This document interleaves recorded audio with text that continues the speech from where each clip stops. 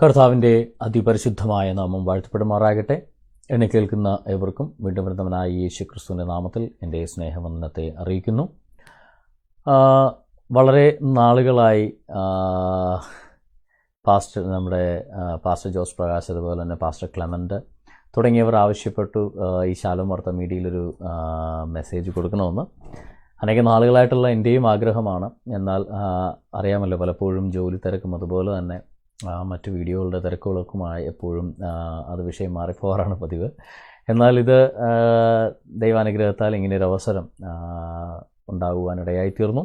ആദ്യമേ തന്നെ എന്നെ ക്ഷണിച്ച പാസ്റ്റർ ക്ലെമൻ്റ് കണ്ണൂരിനും അതുപോലെ തന്നെ പാസ്റ്റർ ജോസ് പ്രകാശിനും കർത്താവായ യേശു ക്രിസ്തുവിൻ്റെ നാമത്തിൽ എൻ്റെ നന്ദി രേഖപ്പെടുത്തുന്നു. അധിക നേരം കേൾവിക്കാരെ മുഷിപ്പിക്കണം എന്നൊരാഗ്രഹം എനിക്കില്ല. മാക്സിമം 20 മിനിറ്റ് അല്ലെങ്കിൽ 30 മിനിറ്റ് അതിനുള്ളിൽ ഞാൻ നിർത്തും. അതുകൊണ്ട് ആരും ബോറടിക്കണമെന്നില്ല. വളരെ ചുരുങ്ങിയ സമയത്തിനുള്ളിൽ തന്നെ പറയാനുള്ളത് പറഞ്ഞ് ഞാൻ നിർത്തുന്നതാണ്. സാധാരണ ഞാൻ 8 മണിക്കൂർ വരെ ലൈവ് നടത്തിയിട്ടുണ്ട്. പക്ഷെ അതൊക്കെ ഡിബേറ്റുകളാണ്. 8 മണിക്കൂർ വരെ നീണ്ട ലൈവ് പ്രോഗ്രാംസൊക്കെ ഉണ്ടായിട്ടുണ്ട്. പക്ഷേ ഒരു വചന ചിന്ത എന്ന് പറയുമ്പോൾ അത് നമ്മുടെ ഉള്ളിൽ കിടക്കേണ്ട ഒന്നാണ്. അതുകൊണ്ട് തന്നെ ചുരുങ്ങിയ സമയത്തിനുള്ളിൽ ദൈവം തന്നിട്ടുള്ള ദൂത് ചുരുങ്ങിയ സമയത്തിനുള്ളിൽ പറയുക എന്നുള്ളതാണ് എൻ്റെ പ്രാഥമികമായ കർത്തവ്യവും എൻ്റെ ലക്ഷ്യവും. പലപ്പോഴും നമ്മുടെ ജീവിതത്തിൽ ചില പ്രവർത്തികൾ ചെയ്യേണ്ട സമയങ്ങൾ നമ്മുടെ ജീവിതത്തിൽ വരാറുണ്ട്. നമ്മൾ എല്ലാവരും സാധാരണ മനുഷ്യരാണ്. സാധാരണ ഒരു മനുഷ്യനെ പോലെ അനേക സാഹചര്യങ്ങളുടെ, വ്യത്യസ്തങ്ങളായ അനേക സാഹചര്യങ്ങളിലൂടെ കടന്നു പോകുന്ന മനുഷ്യർ തന്നെയാണ് നമ്മൾ. പലപ്പോഴും സാധാരണമല്ലാത്ത പ്രവൃത്തികൾ ചെയ്യേണ്ട സാഹചര്യം നമ്മുടെ ജീവിതത്തിലുണ്ടാവാം. അസാധാരണമായ പ്രവൃത്തികൾ ചെയ്യേണ്ട സാഹചര്യം ഒരു പരിധിവരെ നമ്മുടെ സമൂഹം ഒരിക്കലും അതിനെ അംഗീകരിക്കാറില്ല. അങ്ങനെ അസാധാരണമായ രീതിയിൽ ചിന്തിക്കുകയും അതൊരു കൺവെൻഷണൽ മെത്തേഡ്, നമ്മുടെ സമൂഹം കൽപ്പിച്ചു വച്ചിരിക്കുന്ന ഒരു സ്റ്റീരിയോ ടൈപ്ഡ് മെത്തേഡിൽ നിന്ന് വിപരീതമായി അല്ലെങ്കിൽ അതിൽ നിന്ന് വ്യത്യസ്തമായി ചിന്തിക്കുകയും പ്രവർത്തിക്കുകയും ചെയ്യുന്നവരെപ്പോഴും സമൂഹം ഒറ്റപ്പെടുത്താറാണ് പതിവ്. ഒരു ചെറിയ ഉദാഹരണം ഞാൻ പറഞ്ഞാൽ, നമ്മൾ ഇന്ന് ഹോസ്പിറ്റലിൽ പോയി കഴിഞ്ഞാൽ ഏറ്റവും അധികം കാണുന്ന ഇപ്പം ഹോസ്പിറ്റലല്ല, നമ്മൾ കോവിഡ് ഒന്നുകൂടെ പൊതുജനം മുഴുവൻ ആദ്യം പറയുന്ന കാര്യം ഹാൻഡ് സാനിറ്റൈസേഷനാണ്. ഞങ്ങൾ ഹോസ്പിറ്റലിൽ എപ്പോഴും ദിവസം 10, 50, 100 തവണയൊക്കെ ഹാൻഡ് സാനിറ്റൈസ് ചെയ്യാറുണ്ട്. അപ്പോൾ ഒരു രോഗാണുക്കളെ കൊല്ലാൻ ഏറ്റവും ഉത്തമമായ മാർഗം ഹാൻഡ് സാനിറ്റൈസ് ചെയ്യുക, അല്ലെങ്കിൽ ഹാൻഡ് ഹൈജീൻ. ഒന്നുകിൽ കഴുകുന്നതാവാം, അല്ലെങ്കിൽ ഒരു ആൽക്കഹോൾ ബേസ്ഡ് ആയിട്ടുള്ള സാനിറ്റൈസർ ഉപയോഗിച്ച് രോഗാണുക്കളെ കൊല്ലുന്നതാവാം. എന്നാൽ ഒരു കാലം വരെ ഡോക്ടേഴ്സ് പോലും ഇതിൽ വിശ്വസിച്ചിരുന്നില്ല എന്നുള്ളതാണ് സത്യം. ആദ്യമായി കൈ കഴുകിയിട്ട് ഓപ്പറേഷൻ തിയേറ്ററിൽ കയറണമെന്ന് പറഞ്ഞ് ആദ്യമായി നിർദ്ദേശിച്ച ഡോക്ടറെ അദ്ദേഹത്തിന് വൃത്തിയോട് അടങ്ങാത്ത അഭിനിവേശമുള്ള തരത്തിലുള്ളൊരു ഭ്രാന്താണ്, അതിവൃത്തി എന്നൊക്കെ പറയത്തില്ലേ, അതുപോലൊരു ഭ്രാന്താണെന്ന് പറഞ്ഞുകൊണ്ട് ഭ്രാന്താശുപത്രിയിലാക്കിയ ചരിത്രമാണ് മെഡിക്കൽ സയൻസിന് പോലും പറയാനുള്ളത്. അതുവരെ ലോകം ചരിച്ചുകൊണ്ടിരിക്കുന്ന രീതിയിൽ നിന്ന് വ്യത്യസ്തമായി ചിന്തിച്ചു കഴിഞ്ഞാൽ അതൊക്കെ അസാധാരണമായ നടപടിക്രമങ്ങൾ, അതൊക്കെ ഒരു സമൂഹം അംഗീകരിക്കാത്ത നടപടിക്രമങ്ങളായിട്ടാണ് പലപ്പോഴും വരാറുള്ളത്. എന്നാൽ ലോകത്തെ മാറ്റിമറിച്ചിട്ടുള്ള പലരും അതുവരെ ചിന്തിച്ചതിൽ നിന്ന് വ്യത്യസ്തമായി ചിന്തിക്കാൻ ആഗ്രഹിച്ചിട്ടുള്ളവരാണ് ലോകത്തെ മാറ്റിമറിച്ചിട്ടുള്ളത്. നമുക്കറിയാം, ആദ്യകാലങ്ങളിൽ ഇപ്പം ഞാനൊക്കെ 10ാം ക്ലാസ് പഠിക്കുമ്പോഴും വീട്ടിലൊക്കെ മണ്ണെണ്ണ വിളക്കാം. അപ്പോൾ ഇപ്പോൾ നമ്മുടെയൊക്കെ തലമുറയിൽ ഇലക്ട്രിസിറ്റിയൊക്കെ വരുന്നതിന് മുമ്പുള്ള കാലം എടുത്താൽ വിളക്ക് അഥവാ ഒരു ലാമ്പ് അല്ലെങ്കിൽ ഒരു ലൈറ്റ്, ഒരു പ്രകാശം എന്ന് പറഞ്ഞാൽ ആകെയുള്ള ഒരു കോൺസെപ്റ്റ് എന്ന് പറയുന്നത് മണ്ണെണ്ണ വിളക്കാം. അതിൻ്റെ പല വേർഷൻസും നമുക്കറിയാം. കുപ്പിയിടാത്ത മണ്ണെണ്ണ ഒഴിച്ച് നമ്മൾ തുണി കൊണ്ട് തിരിയുണ്ടാക്കി വിളക്കുണ്ടാക്കുന്നു, അല്ലെങ്കിൽ അലുമിനിയം പാട്ട വിളക്ക് നമ്മൾ വാങ്ങിച്ച് അതിനകത്ത് തിരിയിട്ട് വിളക്കുണ്ടാക്കുന്നു. ഓക്കെ, അങ്ങനെ പലതരത്തിലും മൺചെരാതുകൾ മുതൽ ഇങ്ങോട്ട് പലതരത്തിലുള്ള വിളക്കുകളുണ്ട്. എന്നാൽ ഇലക്ട്രിസിറ്റി ഉപയോഗിച്ച് ഒരു ബൾബ് ഉണ്ടാക്കണം എന്നുള്ള ആശയം ഈ മണ്ണെണ്ണ വിളക്കുകളുടെ അല്ലെങ്കിൽ എണ്ണ ഒഴിച്ചുള്ള വിളക്കുകളുടെ ആ കോൺസെപ്റ്റിൽ നിന്ന് മാറി ചിന്തിച്ച ഒന്നാണ്. അതാണ് ലോകം മാറ്റിമറിച്ചത്. അങ്ങനെ ടങ്സ്റ്റൺ ബൾബ് എഡിസൺ കണ്ടുപിടിച്ചു. കുറെ നാൾ ആ ടങ്സ്റ്റൺ ബൾബ് ഉപയോഗിച്ചു. ഓക്കെ, അതിൽ തന്നെ നിന്നാ മതി എന്ന് പറഞ്ഞിരുന്നെങ്കിൽ ലോകം ഒരിക്കലും മാറില്ലായിരുന്നു. LED കണ്ടുപിടിച്ചപ്പോൾ, ലൈറ്റ് എമിറ്റിംഗ് ഡയോഡ് കണ്ടുപിടിച്ചപ്പോൾ ലോകം മാറി. ഞാൻ പറഞ്ഞു വന്നതിന്റെ ചുരുക്കം ഇത്രയേ ഉള്ളൂ. എപ്പോഴും സമൂഹം ചിന്തിക്കുന്നതിൽ നിന്ന് വ്യത്യസ്തമായി ചിന്തിക്കാൻ കഴിവുള്ളവരെ സമൂഹം പലപ്പോഴും മാട്ടി ഓടിക്കുന്നുണ്ടാകാം, സമൂഹം പലപ്പോഴും ചവിട്ടിത്താത്താൻ ശ്രമിക്കുന്നുണ്ടാകാം. എന്നാൽ ഒരു കാര്യം ഓർക്കുക, അവരായിരിക്കും ലോകത്തെ മാറ്റിമറിക്കുന്നത്. ബൈബിളിൽ എടുത്താലും എപ്പോഴും ദൈവം നോക്കുന്നതും ഇത്തരത്തിലുള്ള ചിന്താരീതിയുള്ള ആളുകളെയാണ് ദൈവം എപ്പോഴും തിരഞ്ഞെടുക്കാൻ ശ്രമിക്കുന്നത്. നമുക്കൊരുപക്ഷെ എല്ലാവർക്കും പരിചിതമായ ഒരു വേദഭാഗമുണ്ട്. മർക്കോസിന്റെ സുവിശേഷം 2-ാം അധ്യായം അതിന്റെ 3-4 വാക്യങ്ങൾ നമ്മൾ എടുത്താൽ നമ്മൾക്ക് ഇങ്ങനെയാണ് വായിക്കുന്നത്. 4 പേരൊരു പക്ഷവാതക്കാരനെ ചുമന്ന് യേശുവിന്റെ അടുക്കൽ കൊണ്ടുവന്നു. പക്ഷേ ആൾക്കൂട്ടം നിമിത്തം അല്ലെങ്കിൽ പുരുഷാരം നിമിത്തം അവർക്ക് യേശുവിനെ അവർക്ക് സമീപിക്കാൻ പറ്റിയില്ല. ഒരു കൺവെൻഷൻ ഒരു സാധാരണ രീതി പോലെ അവർക്ക് അവിടെ ക്യൂവിൽ നിന്ന് വെയിറ്റ് ചെയ്ത് യേശുക്രിസ്തു പോകുമ്പോൾ കാണാം. അങ്ങനെ വെയിറ്റ് ചെയ്യാൻ നിൽക്കാനൊന്നും അവർ താല്പര്യമില്ലായിരുന്നു. അവർ ചെയ്തത് എന്താ? അവർ അൺകൺവെൻഷണലായിട്ട് ചിന്തിച്ചു. എല്ലാവരും നിലത്തുകൂടെ നടന്ന് യേശുവിനെ കാണാൻ പോയപ്പോൾ അവര് ഈ തളർവാദക്കാരന്റെ കട്ടിലടക്കം കെട്ടി വലിച്ചു മുകളിൽ കൊണ്ടുപോയി ഓടിളക്കി അല്ലെങ്കിൽ മേൽപ്പുര ഇളക്കി ആ മേൽപ്പുരയിൽ ഹോൾ ഉണ്ടാക്കി അതിനകത്തൂടെ കട്ടിൽ താഴേക്ക് യേശുവിന്റെ മുമ്പിലേക്ക് എടുത്തു വെച്ചു. ആ കൊണ്ടുവന്നവരെ ആട്ടി ഓടിക്കുകയാണോ യേശു ചെയ്തത്? അല്ല. സമൂഹം ചിന്തിക്കുന്നതിൽ നിന്ന് വ്യത്യസ്തമായ ഒരു രീതി അവലംബിച്ച് അതുവരെ സമൂഹം ക്യൂ നിന്ന് യേശുക്രിസ്തുവിനെ കാണാൻ വേണ്ടി തിക്കിത്തിരക്കി ഭൂമിയിൽ ചവിട്ടി നടന്ന് യേശുവിന്റെ അടുക്കലേക്ക് വരാൻ നോക്കിയപ്പോൾ അതിൽ നിന്ന് വ്യത്യസ്തമായി ചിന്തിച്ച ഒരു കൂട്ടം യുവാക്കളെ, അല്ലെങ്കിൽ യുവാക്കളെന്ന് ഞാൻ പറയാൻ കാര്യം അത്രയും കായികാധ്വാനം വേണ്ട ഒരു ജോലിയാണ്. അതുകൊണ്ട് യുവാക്കളായിരിക്കും ചെയ്തിട്ടുണ്ടാകുമെന്ന് ഞാൻ ഊഹിക്കുന്നതാണ്. അപ്പോൾ അങ്ങനെ ഒരു കാര്യം, ഒരു അൺകൺവെൻഷണൽ ആയിട്ടുള്ള ഒരു കാര്യം ചെയ്യാൻ മുന്നിട്ടിറങ്ങിയ ആ വ്യക്തികളെ യേശുക്രിസ്തു എന്താ ചെയ്തത്? യേശുക്രിസ്തു അവരെ അഭിനന്ദിക്കുകയാണ് ചെയ്തത്. ആ കൊണ്ടുവന്നവരുടെ വിശ്വാസ നിമിത്തം, ആ വന്ന രോഗിയുടെ ആറ്റിറ്റ്യൂഡ് എന്താണെന്ന് യേശു നോക്കിയില്ല, ആ രോഗിയുടെ എന്തവസ്ഥയാണെന്ന് യേശു നോക്കിയില്ല, ആ രോഗി അവിടെ പിക്ചറിലേ ഇല്ല. യേശുക്രിസ്തു കണ്ടത് ആ രോഗിയേക്കാൾ ഉപരി ആ കൊണ്ടുവന്നവരുടെ വിശ്വാസമാണ് യേശുക്രിസ്തു കണ്ടത്. അനധിസാധാരണമായ രീതിയിൽ പ്രവർത്തിക്കുന്നവര് എപ്പോഴും നോക്കുകയും കാണുകയും മാനിക്കുകയും ചെയ്യുന്ന ഒരു ദൈവത്തെയാണ് നമ്മളെല്ലാവരും വിളിച്ച് ആരാധിക്കുന്നത്. അപ്പൊ അങ്ങനെ കൊണ്ടുവന്ന ആ യുവാക്കളെ അല്ലെങ്കിൽ ആ വ്യക്തികളെ യേശുക്രിസ്തു മാനിക്കുവാനിടയായി തീർന്നു. പലപ്പോഴും ഒരുപക്ഷെ വീടിന്റെ വീട്ടുകാരൻ ഒരുപക്ഷെ അവനെ അപമാനിച്ചേക്കാം, അല്ലെങ്കിൽ ഈ കട്ടിലും പൊക്കിക്കൊണ്ട് പിന്നാമ്പുറത്തേക്ക് പോയവരെ കൂടെ നിന്നവരൊരു പക്ഷെ കളിയാക്കി കാണാം. ഞങ്ങൾ യേശുവിനെ കാണാൻ വേണ്ടിയുടെ മുമ്പിൽ നിൽക്കുമ്പോൾ അവനൊക്കെ പിന്നാമ്പുറത്തേക്ക് പോകുന്നു, കട്ടിലും വലിച്ചുകൊണ്ടെന്ന് പറയാം. ഏണി വെച്ച് കട്ടിൽ വലിച്ചു കെട്ടിയപ്പോൾ പലരും നിന്ദിച്ചിട്ടുണ്ടാകാം. പക്ഷേ സമൂഹം നിന്ദിക്കുമ്പോഴും ദൈവം നോക്കുന്നത് മാറി ചിന്തിക്കാൻ വേണ്ടി കഴിവുള്ളവരെയാണ്, മറ്റു വഴികളെക്കുറിച്ച് ചിന്തിക്കാൻ കഴിവുള്ളവരെയാണ് ദൈവം എപ്പോഴും നോക്കുന്നത്. നമുക്ക് എല്ലാവർക്കും അറിയാം, സക്കായി എല്ലാവർക്കും കേട്ടു പരിചിതമുള്ള ഒരു ഉദാഹരണമാണ്. അതുകൊണ്ട് ഒരു സംഭവകഥയാണ്. അതുകൊണ്ട് പ്രത്യേകിച്ച് വിശദീകരിക്കേണ്ട കാര്യമില്ല. എല്ലാവരും യേശുവിനെ കാണാൻ വേണ്ടി തിക്കിത്തിരക്കിയപ്പോൾ പൊക്കം കൊണ്ട് ഇത്തിരി കുറവുള്ള സക്കായിക്ക് മാറി ചിന്തിക്കേണ്ടി വന്നു. അവൻ മറ്റുള്ളവരെ പോലെ തന്നെ സമൂഹം എങ്ങനെ ചെയ്തോ അതുപോലെ തിക്കിത്തിരക്കി യേശുവിനെ കാണാൻ നിന്നിരുന്നെങ്കിൽ ഒരുപക്ഷെ സക്കായിക്ക് യേശുവിനെ ഒരിക്കലും കാണാൻ പറ്റില്ലായിരുന്നു. അതായത് സാധാരണ സമൂഹം ചിന്തിക്കുകയും പ്രവർത്തിക്കുകയും ചെയ്യുന്നത് പോലെ യേശുവിനെ ഞാനും ഈ തിക്കിത്തിരക്കിയേ കാണുകയുള്ളൂ, ഞങ്ങളുടെ അപ്പനപ്പൂപ്പന്മാരായിട്ട് തിക്കിത്തിരക്കിയാണ് യേശുവിനെ കണ്ടേക്കുന്നത്, അതുകൊണ്ട് ഞാനും തിക്കിത്തിരക്കി മാത്രമേ യേശുവിനെ കാണുള്ളൂ എന്ന് പറഞ്ഞ് സക്കായി നിന്നെങ്കിൽ കുറിയവനായ സക്കായി നീ എന്നും കുറിയവനായിട്ട് തന്നെ നിൽക്കും, യേശുവിനോട്ട് കാണത്തൂല്ല. എന്നാൽ സമൂഹം നടക്കുന്ന വഴിയിൽ നിന്ന് മാറി നടക്കാൻ തീരുമാനിച്ച സക്കായി, ആ തീരുമാനമാണ് അവന്റെ ജീവിതത്തിൽ വിജയം കൊണ്ടുവന്നത്. അവൻ ഓടി ഒരു കാട്ടത്തിമേൽ കയറി. പലപ്പോഴും ചോദിക്കും, ഒരു മരത്തെ കയറി നോക്കി എത്ര വലിയൊരു സംഭവമാണെന്ന് പലരും നമ്മൾ ചിന്തിക്കും. ഒരു മരത്തിൽ കയറി നോക്കിയത് വലിയ സംഭവമാണെന്നൊന്നും ആരും പറയുന്നില്ല. പക്ഷേ ആ മരത്തിന്റെ പ്രത്യേകത കൂടെ നമ്മൾ ശ്രദ്ധിക്കണം. കാര്യം അന്ന് ഈ എരിഹോവിലെ തെരുവീഥികളിൽ, അല്ലെങ്കിൽ അന്നത്തെ വലിയ നാഷണൽ ഹൈവേ ഇന്നത്തെ ഭാഷയിൽ പറയാം, അന്ന് ഏറ്റവും കൂടുതൽ കച്ചവട സംഘങ്ങളും ആളുകളും യാത്ര ചെയ്യുന്ന ഒരു വീഥിയാണ്. അവിടെ കൂടെയാണ് യേശുക്രിസ്തു നടന്നു വരുന്നത്. അപ്പോ ഈ പറയുന്ന എരിഹോവിലേക്കുള്ള ആ തെരുവീഥിയുടെ ചുറ്റും, അല്ലെങ്കിൽ അതിന്റെ 2 വശങ്ങളിലും ഈ ദീർഘയാത്ര ചെയ്യുന്നവർക്ക് വിശപ്പടക്കുന്നതിന് വേണ്ടി ഈ സമ്പത്തില്ലാതെ സാധാരണക്കാർ യാത്ര ചെയ്യുന്നവരുണ്ട്. കാശുള്ളവരാണെങ്കിൽ വലിയ ഒട്ടകപ്പുറത്തും കഴുതപ്പുറത്തും കുതിരപ്പുറത്തും ഒക്കെ വണ്ടിയിലും രഥത്തിലും ഒക്കെ ആവശ്യത്തിനുള്ള ഭക്ഷണവും വെള്ളവും ഒക്കെ കരുതിക്കൊണ്ടാണ് പോകുന്നത്. എന്നാൽ സാധാരണ വഴിയാത്രക്കാർക്ക്, അങ്ങനെയൊന്നുമില്ലാത്ത നടന്നു പോകുന്ന സാധാരണ വഴിയാത്രക്കാർക്ക് കഴിക്കുന്നതിന് വേണ്ടി കാട്ടത്തി മരം വെച്ച് പിടിപ്പിച്ചിട്ടുണ്ട്.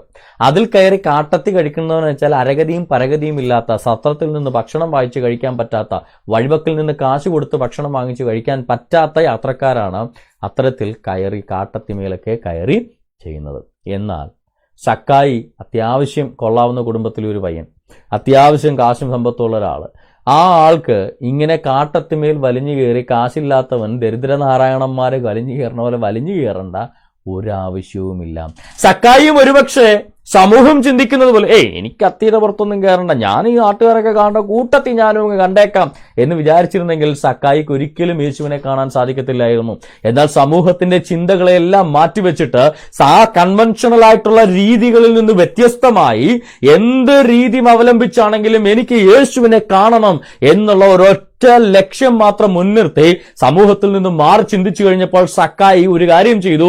അന്ന് സമൂഹം അവജ്ഞയോടെ നോക്കിക്കണ്ടിരുന്ന ഈ കാട്ടത്തുമേൽ കയറുന്ന ഒരു വ്യക്തിയായി തീരുവാൻ സക്കായി തീരുമാനിക്കുകയും സമൂഹത്തിന്റെ അവജ്ഞയെയും നോട്ടത്തെയും അവഗണിച്ചുകൊണ്ട് സക്കായി ഓടി കാട്ടത്തിമേൽ കയറി വെയിറ്റ് ചെയ്തിരിക്കുക, യേശു വരുന്നതും കാത്ത്.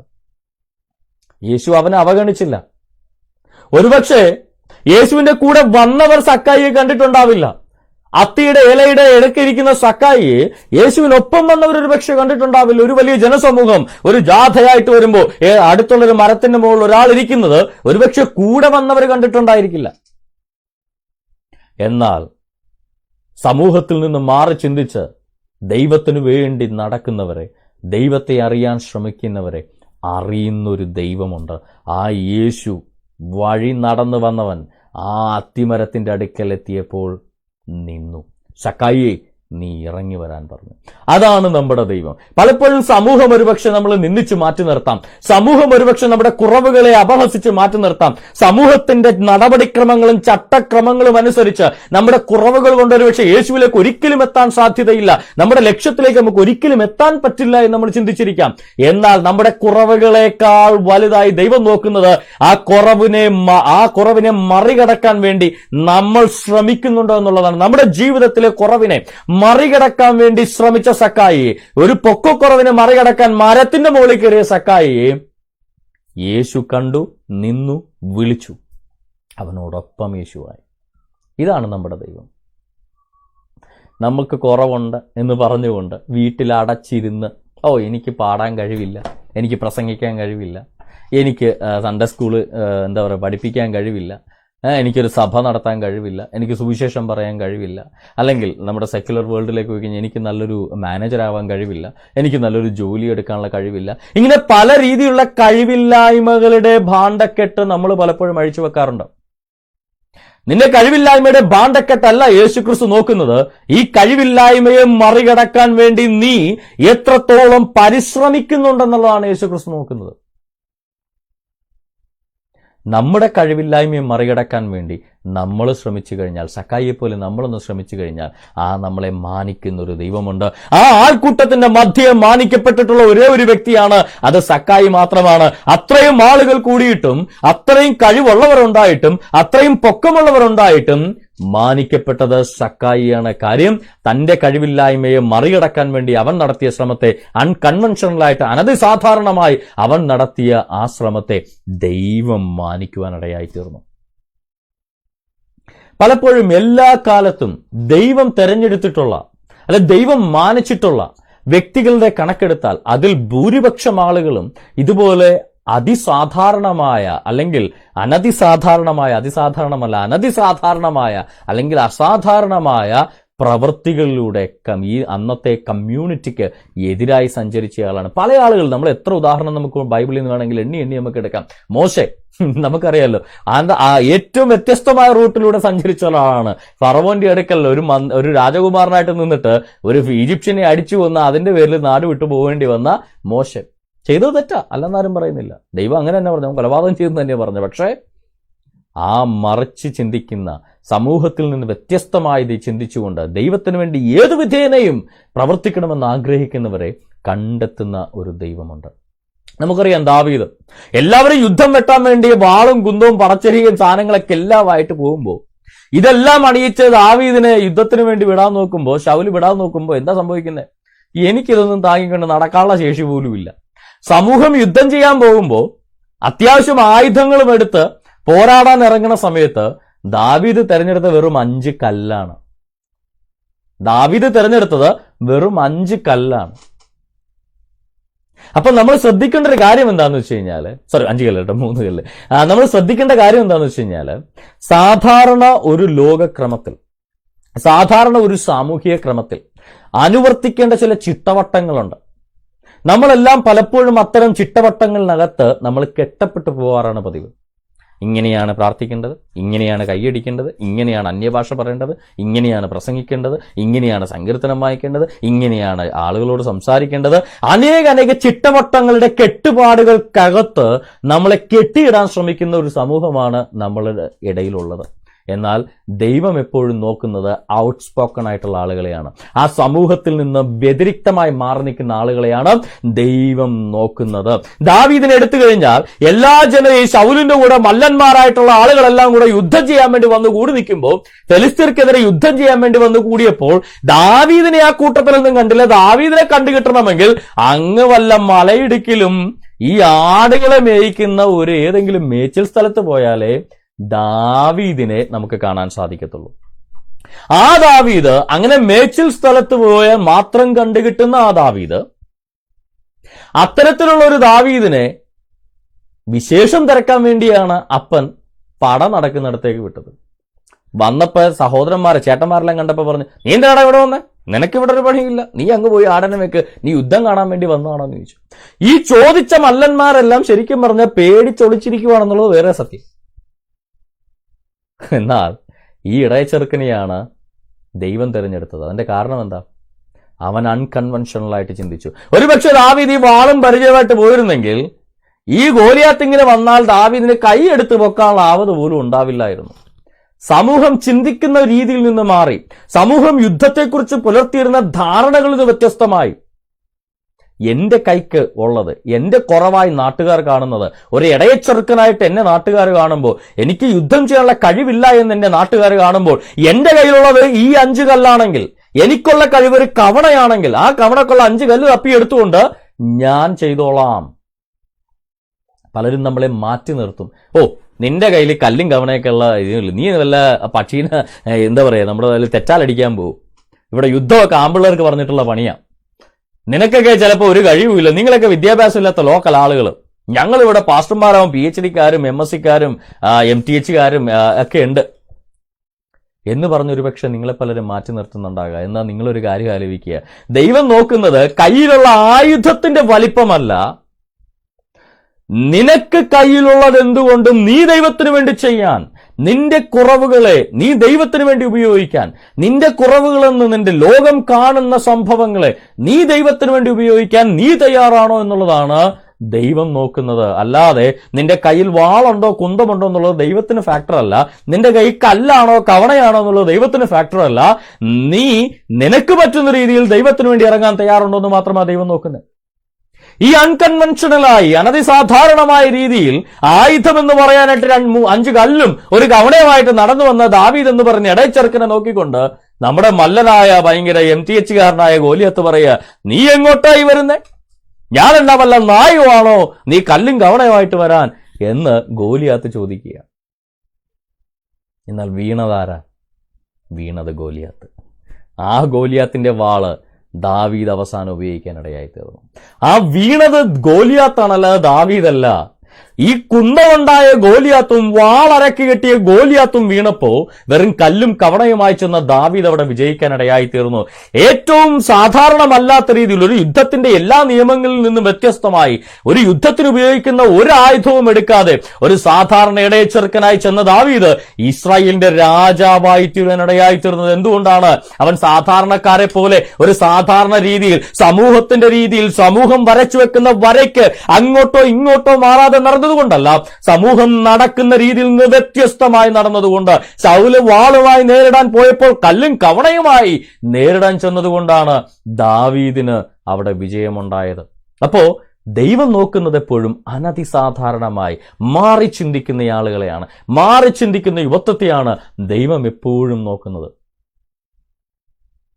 ഏറ്റവും സിമ്പിളായിട്ടൊരു ഉദാഹരണം പറയാനാണെങ്കിൽ, നമ്മുടെ നെബൂഖദ്നേസർ രാജാവൊക്കെ വന്നിട്ട് നമ്മുടെ ദാനിയേലിനെയും ശദ്രക് മേശക് അബേദ്നെഗോവിനെയൊക്കെ പിടിച്ചുകൊണ്ടുപോകും. പിടിച്ചുകൊണ്ടുപോയിട്ട് രാജധാനിയിൽ നല്ല ഭക്ഷണമൊക്കെ കൊടുത്ത്, നല്ല വീഞ്ഞും നല്ല ഇറച്ചിയും മീനും ഒക്കെ കൊടുത്തങ്ങ് പോഷിപ്പിക്കുക. അപ്പൊ ദാനിയേൽ ഒരു കാര്യം പറഞ്ഞു, ഈ ഷണ്ടന്മാരുടെ വിചാരകനോട് ദാനിയേൽ ഒരു കാര്യം പറഞ്ഞു, ഞങ്ങൾക്ക് ഈ രാജാവിന്റെ ഭക്ഷണം വേണ്ട. സമൂഹം ഏറ്റവും വലിയൊരു ഭാഗ്യം, ഒരു പരിധിവരെ ഒരു ജീവൻ പോകേണ്ട സ്ഥാനത്ത് രാജാവിന്റെ ഭക്ഷണം, രാജകീയമായ റോയൽ ഫുഡ് കഴിക്കാനുള്ള ഒരു അവസരം അവർക്ക് വരിക. എന്നാൽ അവർ ദൈവത്തെ പ്രതി അതങ്ങ് തള്ളുക. അതായത് ആ സമൂഹം പോകുന്ന വഴിയിൽ നിന്ന് വ്യത്യസ്തമായി അവർ ചിന്തിക്കുക. ഞങ്ങൾക്ക് മീനും ഈ പറയുന്ന ഇറച്ചിയും ഈ പറയുന്ന വീഞ്ഞും ഒന്നും ഞങ്ങൾക്ക് വേണ്ട, ഞങ്ങൾക്ക് ശാഖപദാർത്ഥം മതി. ദാനിയേലിന്റെ പുസ്തകം 1-ാം അധ്യായം 7-8 വാക്യങ്ങൾ വായിച്ചാൽ മതി. ഞങ്ങൾക്ക് ശാഖപദാർത്ഥം എന്ന് വെച്ചാൽ നമ്മുടെ വെജിറ്റേറിയൻ ഫുഡ്, സസ്യാഹാരം, അതാണ് ശാഖപദാർത്ഥം. ഞങ്ങൾക്ക് ശാഖപദാർത്ഥങ്ങൾ മതി, ഞങ്ങൾക്ക് വെജിറ്റേറിയൻ ഫുഡ് മതി, ഞങ്ങൾക്ക് ഈ പറയുന്ന വീഞ്ഞും ഈ ഇറച്ചിയും സാധനങ്ങളൊന്നും ഞങ്ങൾക്ക് വേണ്ട, ഈ റോയൽ ഫുഡൊന്നും ഞങ്ങൾക്ക് വേണ്ട.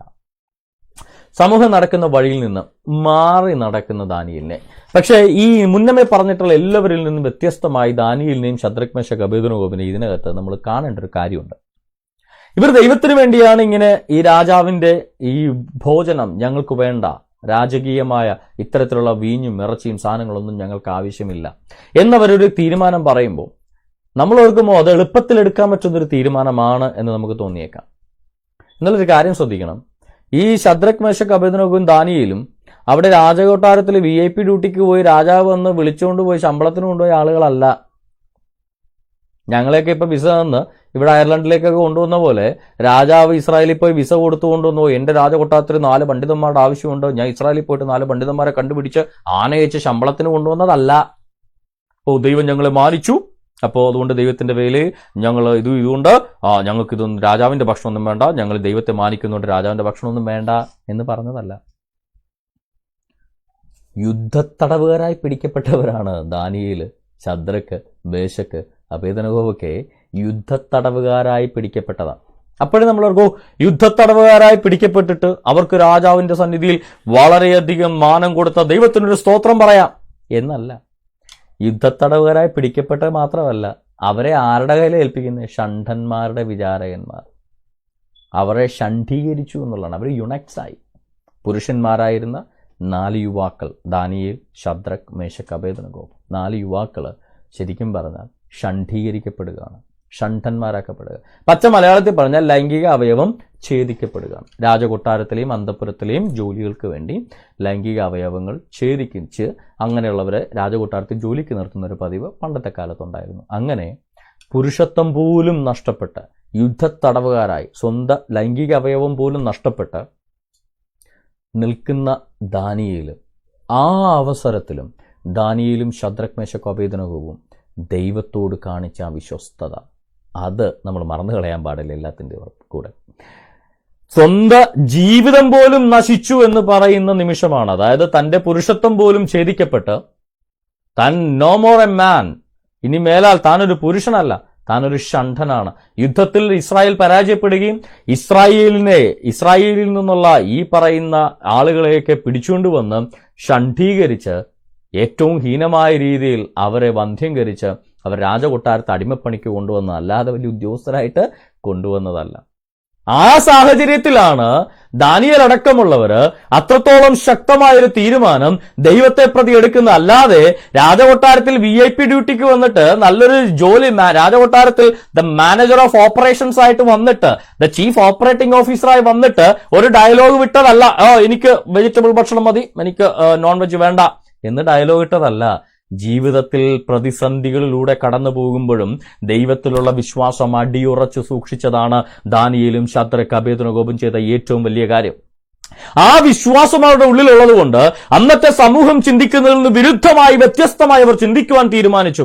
അന്നത്തെ സമൂഹം അവർക്ക് ഏറ്റവും ബെസ്റ്റായി കരുതിയത് ഇങ്ങനെ എന്തായാലും സംഭവിക്കാനുള്ളതൊക്കെ സംഭവിച്ചു, ഇനി രാജകൊട്ടാരത്തിനുള്ള മൃഷ്ടാന്നം ഭോജനം അടിച്ച് കിട്ടണ സുഖം ആസ്വദിച്ച് ജീവിതം ആസ്വദിച്ച് തീർക്കുക എന്ന് പറയുന്ന അന്നത്തെ കൺവെൻഷണൽ രീതിയിൽ നിന്ന് വ്യത്യസ്തമായി ദാനിയേലും ശദ്രക് മേശക് അബേദ്നെഗോവും ദൈവത്തിലുള്ള ഭക്തിയിൽ അടിയുറച്ചു നിൽക്കുവാൻ വേണ്ടി അവർ തീരുമാനമെടുത്തു കഴിഞ്ഞപ്പോൾ അവരവിടെ ഒരു തീരുമാനമെടുക്കുക, we are going in the other route, unorthodox ആയിട്ടുള്ള റൂട്ടില്, ഞങ്ങൾ അൺകൺവെൻഷണൽ ആയിട്ടുള്ള റൂട്ടില് ഞങ്ങൾ അങ്ങ് പോകുക എന്ന് ദാനിയേൽ തീരുമാനിക്കുക. ഞങ്ങൾക്ക് നോൺ വെജ് വേണ്ട, ഞങ്ങൾക്ക് സാധാരണ വെജിറ്റേറിയൻ ഭക്ഷണം മതി, ഞങ്ങൾക്ക് വീഞ്ഞു വേണ്ട, ഞങ്ങൾക്ക് ഏറ്റവും മേത്രമായി വീഞ്ഞാണെങ്കിലും ഞങ്ങൾക്ക് വേണ്ട, ഞങ്ങൾക്ക് സാധാരണ പച്ചവെള്ളം മതി എന്ന് പറഞ്ഞുകൊണ്ട് തികച്ചും മാറി നടക്കുന്ന ഒരു ദാനിയേലിനെ നമുക്ക് കാണുവാൻ സാധിക്കും. അങ്ങനെ മാറി നടന്നപ്പോൾ എന്ത് സംഭവിച്ചു? അവരുടെ വീഞ്ഞിനേക്കാളും അവരുടെ മേത്രമായ ഭക്ഷണത്തെക്കാളും വെറും വെജിറ്റേറിയനും അതുപോലെ തന്നെ പച്ചവെള്ളവും കുടിച്ച ദാനിയേലിന്റെയും ശദ്രക്കിന്റെയും മേശക്കിന്റെയും അബേദ്നെഗോവിന്റെയും ശരീരം തേജസ് കൊണ്ട് നിറയാനിടയായിത്തീർന്നു. അവർ പൂർണ്ണ ആരോഗ്യവാന്മാരായി തീരുവാനിടയായിത്തീർന്നു. അങ്ങനെ വന്നു കഴിഞ്ഞ് അവരുടെ ഭാവി എന്തായി? ആ ദൈവത്തിലുള്ള വിശ്വാസം കാരണം അവരുടെ ഭാവി ഏറ്റവും ഉന്നതമായി മാറുവാനിടയായിത്തീർന്നു. അവരുടെ ഭാവി ഏറ്റവും ഉന്നതമായി യുണക്സിന് ഒരു രാജകൊട്ടാരത്തിൽ കിട്ടുന്ന പോലെയല്ല, ഒരു സാധാരണ ഷണ്ഡന്മാർക്ക് രാജകൊട്ടാരത്തിൽ പരിഗണിക്കപ്പെടുന്നത് പോലെയല്ല. ഈ ശദ്രക് മേശക് അബേദ്നെഗോ ദാനിയേൽ എന്നിവരുടെ കൂടെ പിടിക്കപ്പെട്ട ഷണ്ഡന്മാർ, രാജാവിന്റെ സ്വാദുഭോജനം ഉണ്ടുവന്ന ഷണ്ഡന്മാർ രാജകൊട്ടാരത്തിൽ ഈ അടിമപ്പണിക്കാരായി മാറിയപ്പോൾ സമൂഹത്തിന്റെ ചിന്തകളിൽ നിന്നും മാറി നടന്ന, ഒരുപക്ഷെ രാജാവിന്റെ കോപത്തിന് പാത്രമായി തീരുമെന്ന് ഷണ്ഡന്മാരുടെ മേൽവിചാരകൻ പോലും ചിന്തിച്ചിരുന്ന ഒരു സ്ഥാനത്ത് മാറി നടന്ന 4 പേര് ഈ ഷണ്ഡന്മാരുടെ മേൽവിചാരകന്റെ അടക്കം മേൽവിചാരകന്മാരായി രാജ്യത്ത് ചക്രവർത്തി കഴിഞ്ഞാൽ അടുത്ത സ്ഥാനത്തേക്ക്, ഏറ്റവും മുന്തിയ സ്ഥാനത്തേക്ക് ദൈവം കൊണ്ടുവരാനിടയായി തീർന്നു. അതാണ് ദൈവത്തിലുള്ള വിശ്വാസത്തിന് കിട്ടുന്ന പ്രതിഫലം എന്ന് പറഞ്ഞാൽ, മാറി ചിന്തിക്കുന്നതിൽ കിട്ടുന്ന പ്രതിഫലം എന്ന് പറഞ്ഞാൽ, മാറി ചിന്തിക്കുന്നതിനെ ദൈവം മാനിക്കുന്നു എന്ന് പറഞ്ഞാൽ. ദാനിയേലിന്റെ കൂടെ ഉണ്ടായിരുന്ന മറ്റു ഷണ്ഡന്മാരുടെ അവസ്ഥയോ? അവർ ജീവിതകാലം മുഴുവൻ രാജാവിന്റെ അന്തഃപുരത്തിലും രാജകൊട്ടാരത്തിലും അടിമകളെ പോലെ അവർ കഴിഞ്ഞപ്പോൾ ശദ്രക് മേശക് അബേദ്നെഗോ ദാനിയേലൊക്കെ ഏറ്റവും ഉന്നത സ്ഥാനത്താണ് ജീവിച്ചത്. എന്റെ പ്രിയപുരുഷനായ ദാനിയേലേ, നീ ഇപ്പോഴും ജീവനോടെ ഉണ്ടോ എന്ന് ചോദിച്ചുകൊണ്ട് സിംഹക്കൂട്ടിൽ എറിയപ്പെട്ട ദാനിയേലിന്റെ അടുക്കലേക്ക് ഉറക്കം നഷ്ടപ്പെട്ട രാജാവ് തന്നെ ഇറങ്ങി വരുവാനിടയായിത്തീർന്നു. സുഹൃത്തായിട്ടാണ് രാജാവ് ദാനിയേലിനെ കണ്ടത്. ഒരു രാജ്യത്തെ മറ്റു മന്ത്രിമാർക്കടക്കം അസൂയ ഉണ്ടാക്കത്തക്ക വിധം, അവനെ കൊന്നുകളയാൻ വേണ്ടി ഗൂഢാലോചന നടത്തത്തക്ക വിധം പോലും, ദാനിയേലിനെതിരെ ഗൂഢാലോചന നടത്തത്തക്ക വിധം പോലും ദാനിയേൽ രാജാവിന് ഏറ്റവും പ്രിയപ്പെട്ടവനായിരുന്നു. അതാണ് ദൈവത്തിന്റെ പ്രവൃത്തി എന്ന് പറയുന്നത്. നമ്മൾ എപ്പോഴും അൺകൺവെൻഷണലായിട്ട് ചിന്തിക്കുന്നവരെയാണ് ദൈവം ഏറ്റവും കൂടുതൽ എടുത്ത് ഉപയോഗിച്ചിട്ടുള്ളത്. സമൂഹം നടക്കുന്നതിൽ നിന്ന് വിരുദ്ധമായി ചിന്തിക്കുന്നവരെയാണ് ദൈവം ഏറ്റവും കൂടുതൽ എടുത്ത് ഉപയോഗിച്ചിട്ടുള്ളത്. നമ്മുടെ യേശു കർത്താവ് കാണിച്ചു തന്ന മാതൃകയും അതാണ്. അതുവരെയുള്ള സമൂഹം, പരീശന്മാരെല്ലാവരും വെള്ളയടിച്ച കുഴിമാടങ്ങളെ പോലെ വിശുദ്ധി പറഞ്ഞുകൊണ്ട് ദേവാലയത്തെ പോലും ഏറ്റവും വലിയൊരു കച്ചവട സ്ഥലമാക്കി, ഏറ്റവും കൂടുതൽ ആൾ വരുന്ന സ്ഥലത്ത് ഏറ്റവും കൂടുതൽ കച്ചവടം നടക്കണം എന്നുള്ള ധാരണ പ്രകാരം കച്ചവട സ്ഥലമാക്കിയപ്പോൾ യേശുക്രിസ്തു ആദ്യം ചെയ്തത് കൺവെൻഷണൽ രീതികളിൽ നിന്നെല്ലാം മാറി ആദ്യം ആ കച്ചവടക്കാരെല്ലാം അടിച്ചോടിക്കുവാണ് യേശുക്രിസ്തു ചെയ്തത്. ഏറ്റവും വലിയ റവല്യൂഷണിസ്റ്റ് ആയിരുന്നു, വിപ്ലവകാരിയായിരുന്നു യേശുക്രിസ്തു. അതുവരെ ചിന്തിച്ചിരുന്ന രീതിയിൽ നിന്നെല്ലാം മാറി ചിന്തിച്ചിരുന്ന ആളാണ് യേശുക്രിസ്തു. അതുവരെയുള്ള സമൂഹം അക്ഷരത്തെ വിശ്വസിച്ചപ്പോൾ, ശബത്ത് നാളിൽ ജോലി എടുക്കരുതെന്ന് പറഞ്ഞാൽ കിണറ്റിൽ വീണുന്ന, അല്ലെങ്കിൽ ഒരാൾക്ക് ഒരു സഹായം, ഒരു മനുഷ്യൻ കിണറ്റിൽ വീണാൽ അവനെ സഹായിക്കാൻ പോലും ആളുകൾ തയ്യാറാവില്ല എന്ന രീതിയിലേക്ക് അക്ഷരത്തിന് വേണ്ടി ഒരു അപകടത്തിൽപ്പെട്ട് കിടക്കുന്ന ഒരാൾക്ക് പോലും കൈത്താങ്ങ് കൊടുക്കാൻ അയ്യോ ന്യായപ്രമാണം സമ്മതിക്കുന്നില്ല, ഇത് ശബത്ത് ദിവസമാണ് എന്ന് പറഞ്ഞുകൊണ്ട് മാറി നടക്കുന്ന ഒരു സാഹചര്യം. ഈ നമ്മുടെ ഈ നല്ല ശമരിയക്കാരന്റെ കഥയിൽ ഇത് പറയുന്നുണ്ട്. ഒരുവൻ മൃതപ്രായനായി വഴിപോക്കം കിടന്നപ്പോ പുരോഹിതൻ വന്നു, തൊട്ടുകൂടാ, കാര്യം ശവത്തോടെടുക്കാൻ പാടില്ല, മരിച്ചാണോ കിടക്കണമെന്ന് എങ്ങനെ അറിയാം? ന്യായപ്രമാണം പറയുന്നു പുരോഹിതൻ ശവത്തോടെടുക്കാൻ പാടില്ല, ഇട്ടേച്ചും പോയി. യേശുക്രിസ്തു തിരിച്ചു ചിന്തിക്കുന്ന ഒരാളാണ്. യേശു പറഞ്ഞ എന്താ? ന്യായപ്രമാണവും നിയമങ്ങളും മനുഷ്യർക്ക് വേണ്ടിയാണ് ഉണ്ടാക്കിയത്, അല്ലാതെ മനുഷ്യനെ നിയമത്തിന് വേണ്ടിയല്ല ഉണ്ടാക്കിയത്. നിയമം മനുഷ്യനെ നല്ല വഴിക്ക് നടത്താൻ വേണ്ടിയാണ് നിയമം, അല്ലാതെ മനുഷ്യനെ മോശം വഴിക്ക് നടത്താനല്ല. ഒരുവൻ അപകടത്തിൽപ്പെട്ട് കിടന്നാൽ അവനെ രക്ഷിക്കുക എന്നുള്ളതാണ് ഏത് നിയമത്തെക്കാളും ഏറ്റവും ഉന്നതമായ കാര്യം എന്ന് യേശുക്രിസ്തുവോടെ പഠിപ്പിക്കാനിടയായിരുന്നു. അതിനുവേണ്ടി യേശുക്രിസ്തു പറഞ്ഞിട്ടുള്ള വാക്ക് പഴയ നിയമത്തിലൊരു വാക്യമാണ്, യാഗത്തിലല്ല കരുണയിലത്രേ ദൈവം പ്രസാദിക്കുന്നത്. യാഗം നടത്തുന്നതിലല്ല, നമ്മൾ ന്യായപ്രമാണം അനുസരിച്ച് ജീവിക്കുന്നതിൽ മാത്രമല്ല, അതിനേക്കാൾ ഉന്നതമായ ഒന്നാണ് കരുണ എന്ന് പറയുന്നത്. അതുകൊണ്ടാണ് ഏറ്റവും മുഖ്യമായ കൽപ്പന ചോദിച്ചപ്പോഴും യേശുക്രിസ്തു പറയുന്നത്, നിന്റെ ദൈവമായ കർത്താവ് ഏക കർത്താവ്, അവനെ പൂർണ്ണ ഹൃദയത്തോടും പൂർണ്ണശക്തിയോടും കൂടെ സ്നേഹിക്കണം. അത് മാത്രമല്ല ഏറ്റവും മുഖ്യമായ കൽപ്പന, അതോടൊപ്പം കൂട്ടുകാരനെ നിന്നെ പോലെ തന്നെ സ്നേഹിക്കണം. ഇതിലെല്ലാ കൽപ്പനകളും, എല്ലാ ന്യായപ്രമാണങ്ങളും, ഈ പറയുന്ന എല്ലാ പ്രവാചകന്മാരും സകലതും അടങ്ങിയിരിക്കുന്നു ഈ രണ്ട് കാര്യത്തിൽ. കാര്യം ഈ രണ്ട് കാര്യങ്ങളും സകലത്തെക്കാളും ഉന്നതമാണ്.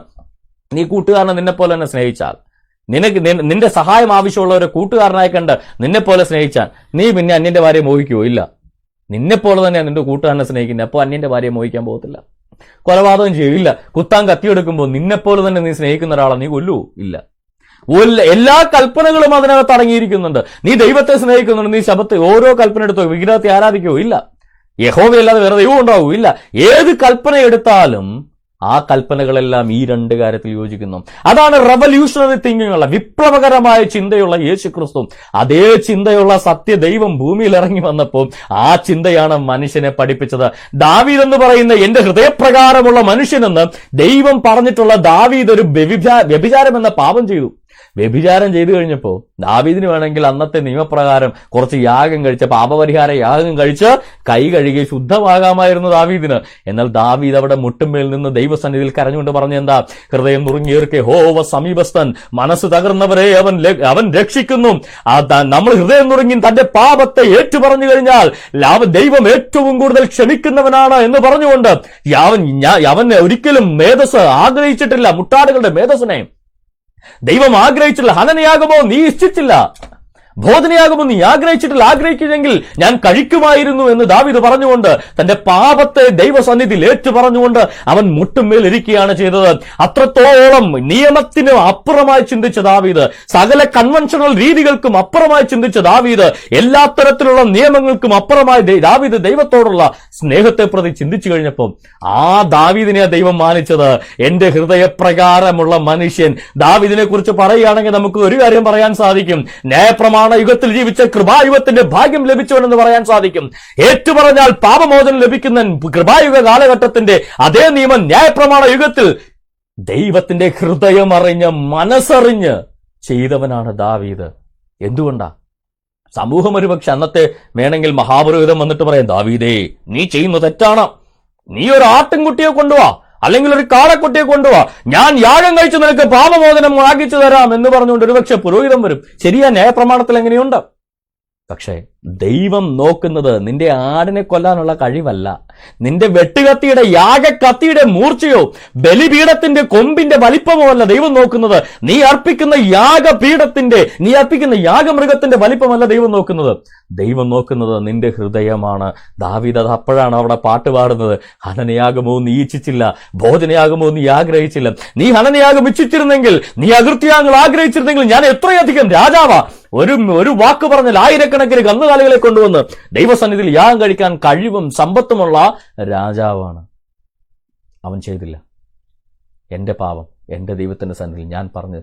അൺകൺവെൻഷണലായി ചിന്തിച്ച ദാവീദിനെ, ആ നിയമം കൊടുത്ത ദൈവം തന്നെ ആ ദാവീദിനെ മാനിച്ചുകൊണ്ട്, അവന്റെ തീരുമാനത്തെ മാനിച്ചുകൊണ്ട് ദൈവം അതിനെ മാനിച്ച് അവനെ അംഗീകരിക്കാനിടയായി തീർന്നു. അത്തരത്തിലുള്ള ആളുകളെയാണ് ഇന്ന് സുവിശേഷത്തിന് ആവശ്യം. സമൂഹം ചിന്തിക്കുന്ന രീതിയിൽ, സമൂഹം വരച്ചു വെച്ചിരിക്കുന്ന നേർരേഖയിൽ അങ്ങോട്ടോ ഇങ്ങോട്ടോ മാറാതെ, പാരമ്പര്യത്തിന്റെ കെട്ടുകൾക്കകത്തു നിന്നുകൊണ്ട് അങ്ങോട്ടോ ഇങ്ങോട്ടോ മാറാതെ നടന്നു പോകുന്നവരല്ല ദൈവത്തെ ആവശ്യം.